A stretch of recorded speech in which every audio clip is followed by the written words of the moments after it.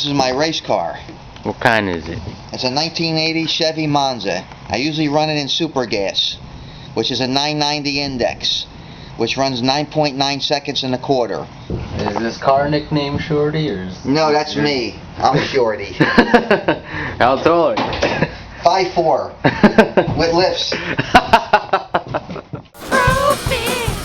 I'm going to try to get it running, but the problem is the battery. And fortunately, that's going to be our topic today, the battery maintenance. And we'll get into that when we get inside, and we'll talk about that truck. All right.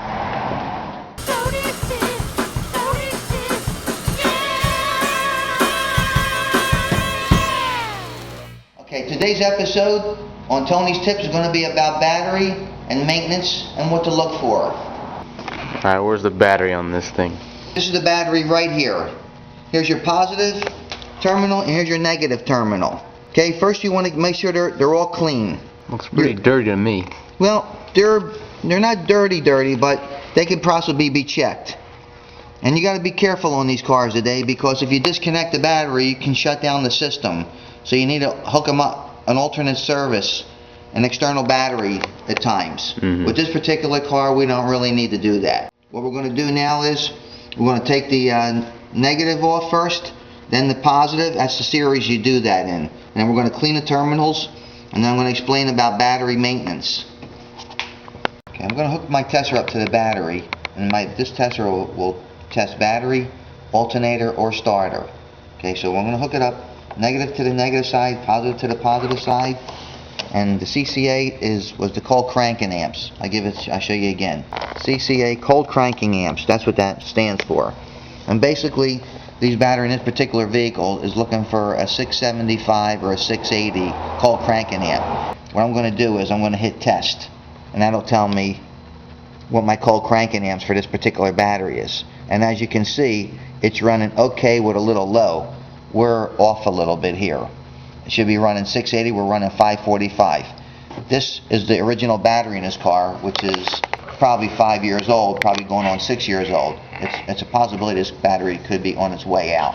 I'm going to go here, press to see what my volts are.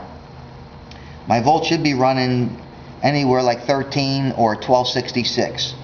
You have 6 cells. Each cell has a 211 volts, which should equal 1266. We're running 1245, which is a little on the low side. Okay? What we're going to do is we're going to run a test here. So now we'll come back here, we're looking for starting voltage. Okay? What we're going to do is we're going to hit for the starter, and it runs 10.20 volts. If it was less than that, we'd have a problem. So his starter is okay.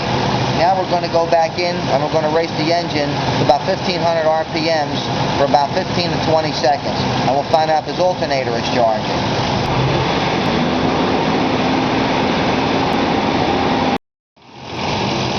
Now we're going to hit the alternator side. Okay? It's where we want it to be. It's running okay. It's running below 12 and 15 volts. That's where we want it. So his starter and his alternator is running fine. Now we go back to the battery, which the battery's running just a little low. So this battery could probably be on its way out. With the temperature we've been having, he's probably not going to have a problem until we turn really cold. Probably next month or whatever, and that's where the problems are going to occur. We've all been through that before. This is a battery cleaner. They're pennies. Okay, it has 2 parts to it. This is the terminal cleaner from the cable, and this is actually the terminal cleaner of the battery. A bunch of wire brushes, and they're pointy, and they clean it up shiny. You want to put it on, you want to twist it a few times, go up, pull it off. See how it's getting shiny? Yeah. So now we're going to take the other side out of this, and we're going to do the cable side. Work it back and forth. You see some dust, acid dust coming off of there. We'll do the outside too. You want a really good connection. Now we're going to come back here, do the positive side. You want that little bit of shininess in there. And you can see here how it became shiny here. So we're going to put this back. Okay, now we're going to retest it. This battery is on its way out. The more we keep doing it, the lower she gets. It's bad. This battery needs replacing because it was the original battery that came with the vehicle, and of course we know what happens when you don't change your battery after a certain many years. Rodney, will you help me demonstrate what happens in terms of good night bad? Alright. You know, I am so excited to see Stacy's outfit tonight because she always just wears the weirdest things, don't you think? Yeah, sure. So, I don't know. What's wrong with the car? It won't start. It won't start. Didn't you take it to Profix 2 weeks ago like I told you? No, I didn't. I'm a jerk. Yeah, you are a jerk.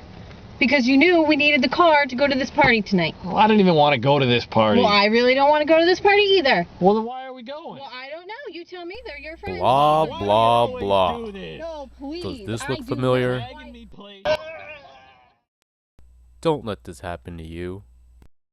Alright, we determined Rodney's battery is bad. It's probably 6 going on 7 years old, so we're going to change it. And I happen to have one in stock. I'm going to give you a little instruction on batteries. I happen to be an Interstate battery salesperson. That's the battery I sell. I've looked into it. Interstates are very good. I'm going to explain a little bit about a battery that you didn't know before. Okay, these are your caps. Okay, this is, of course, is your positive terminal. This is your negative terminal. Okay, what I was explaining to you before, when Rodney's turned out to be on his battery on the way out. Now, can we charge it? Sure, we could put on a charge, a slow charge overnight. Can we get a little bit more out of it? Probably. But what's going to happen is we're just prolonging changing that battery. One night, come out in the cold weather where you want to get home, nobody's around, you're going to be stuck. You're going to get nothing. It's not going to start. If somebody's around with a jump box or jumper cables, you can probably do it.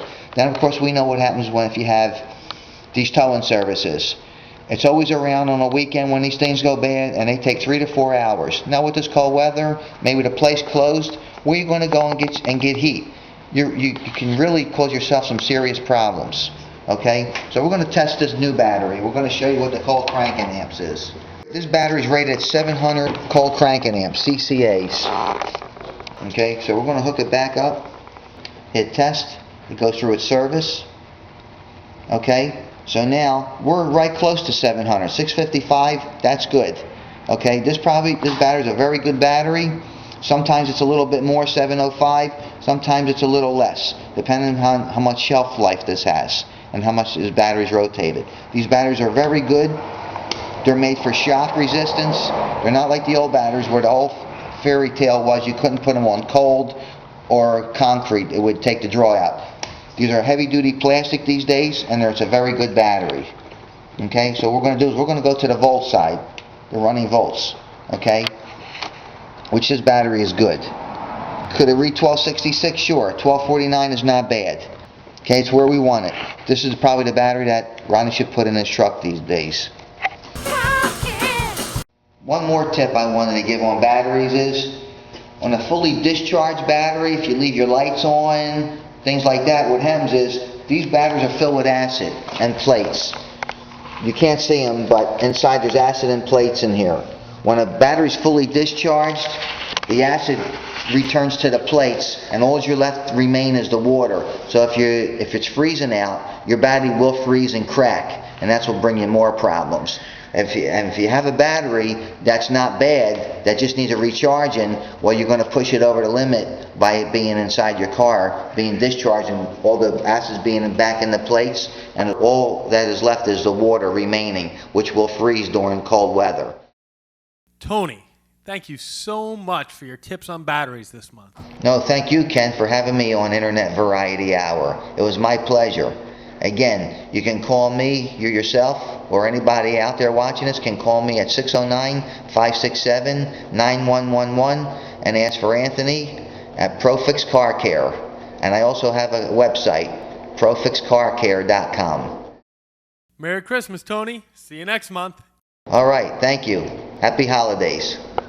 Profix.